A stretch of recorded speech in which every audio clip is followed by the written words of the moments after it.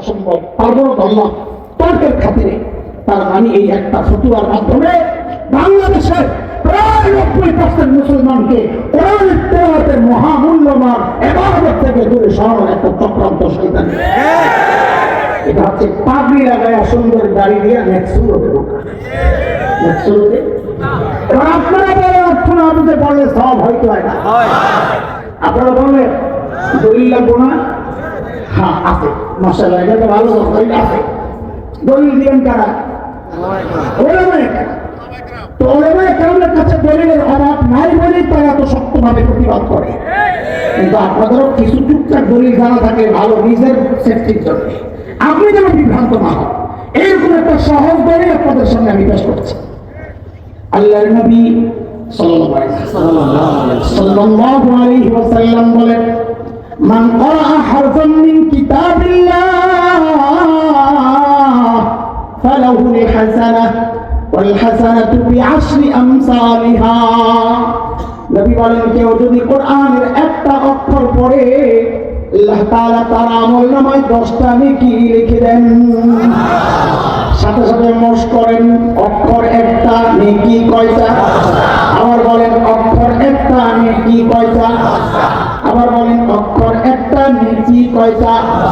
তো নবী বলেন কি শুনেন, এরপরে একই হাদিসে, আমি কিন্তু বলি নাই আলিফ লাম মিম এক অক্ষর, এটা আমি বলি না, বরং আমি বলি আলিফ এক অক্ষর, লাম এক অক্ষর, মিম এক অক্ষর, কয় করলো?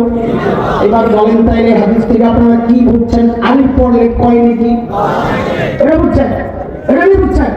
আলহামদুলিল্লাহ, আমরা বুঝে যাবো, তো আপনাকে বুঝ মিলে গেছে, আমরাও এটাই বুঝছি। কি হুজুর আমরা এটা বুঝছেন? আলিফ পড়লে কয় নেকি, লাম পড়লে, মিম পড়লে। আমি সব একসাথে বলবো, আপনারাও সংখ্যা একসাথে বলবেন। আলিফ লাম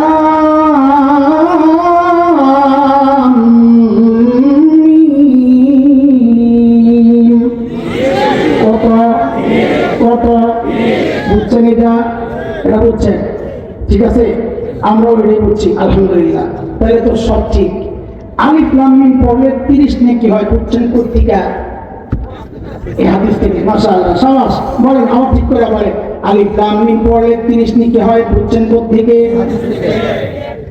আবার বলেন কত নেকি? 30 নেকি, বুঝছেন কোত্থেকে?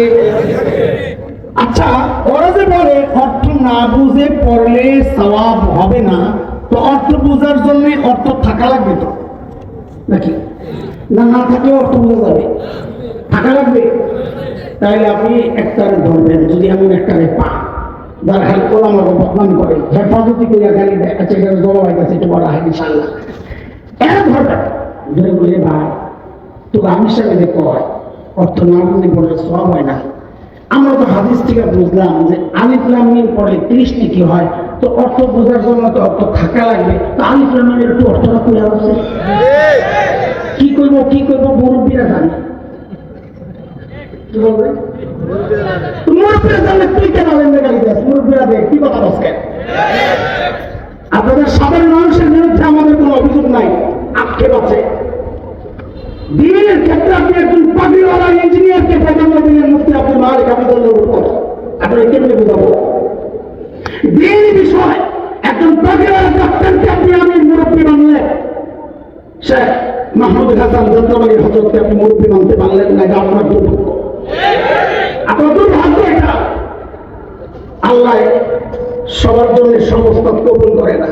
এটা বুঝাইতে গেলে আমার 2-3 মিনিট লাগবে। একটা মজার তথ্য আছে, শুনলেন আপনারা? ছোট্ট